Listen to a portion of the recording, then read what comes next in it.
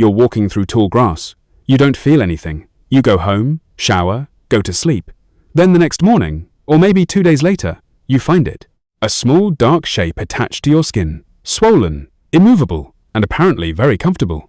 And the unsettling part isn't just that it's there. It's how long it's been there without you knowing. Ticks are not fast. They don't fly. They don't jump. They wait on the tips of grass, blades, and low branches with their front legs stretched out. A behavior called questing, waiting to grab onto anything warm that brushes past. When contact is made, they don't bite immediately. They explore. A tick will walk across your body for anywhere from 10 minutes to 2 hours, searching for the right spot. Thin skin, low airflow, somewhere warm and ideally hidden. Behind the knee, the scalp, the armpit, the groin. These aren't random choices. They're calculated. Once a tick selects its site, the feeding process begins in a way most people never expect. A tick doesn't simply bite and drink. It constructs. The tick's mouthparts, specifically a barbed structure called the hypostome, drill into the skin. Then the tick secretes a cement-like substance from its salivary glands directly into the wound, anchoring itself physically to your body. This is why you can't just brush a tick off the way you might a mosquito. It has literally glued itself in place. Then the saliva starts doing something far more sophisticated. Tick saliva is one of the most chemically complex biological substances researchers have studied. It contains dozens of active compounds, each with a specific purpose, and most of those purposes involve neutralizing your body's defenses. There are anticoagulants to keep your blood flowing freely without clotting. There are vasodilators to widen the blood vessels near the bite site, improving blood flow to the tick. There are immunosuppressants, compounds that actively suppress your immune system's ability to detect the intruder and trigger an inflammatory response. And there are anesthetic compounds, similar to what bedbugs use, that numb the site so you feel nothing while all of this is happening. This combination, anticoagulant, vasodilator, immunosuppressant, anesthetic, means a tick can feed on you for 3 to 7 days without your body mounting a meaningful defense and without you feeling any pain. Dr.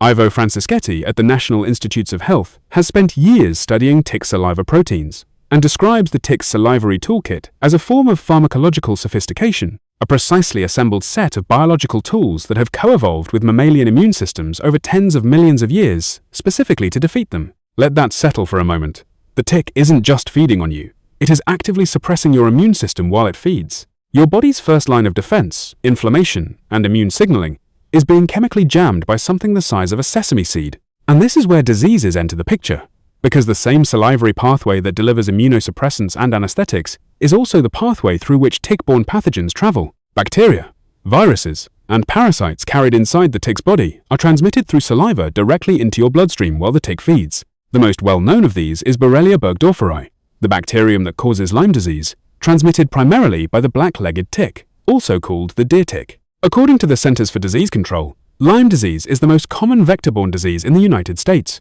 with an estimated 476,000 cases diagnosed annually, though many researchers believe the actual number is significantly higher due to underdiagnosis. But Lyme disease is not the only threat. The Lone Star tick transmits ehrlichiosis and a condition called alpha-gal syndrome, in which a tick bite triggers an immune response that leaves a person permanently allergic to red meat. The American dog tick carries Rocky Mountain spotted fever, one of the most dangerous tick-borne illnesses in the Western Hemisphere, with a fatality rate of up to 30% if untreated.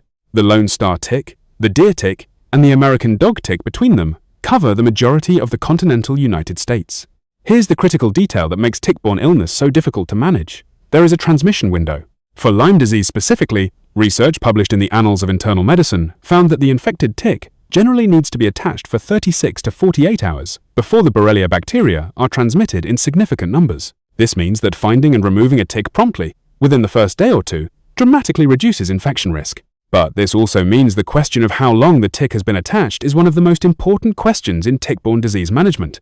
And it's a question most people have no way to answer because they didn't feel the tick attach, didn't feel it feeding, and often don't know how long it's been there. The symptoms of Lyme disease, when they appear, can look like dozens of other conditions: fatigue, fever, headache, joint pain, a stiff neck. The classic bullseye rash, known medically as erythema migrans, appears in roughly 70 to 80% of Lyme cases, according to CDC data, but its absence does not rule out infection. And without early treatment, the bacteria can disseminate through the bloodstream into the joints, the nervous system, and the heart, causing long-term damage that persists even after the infection is cleared. Beyond the direct disease risk, tick populations have been expanding geographically for decades.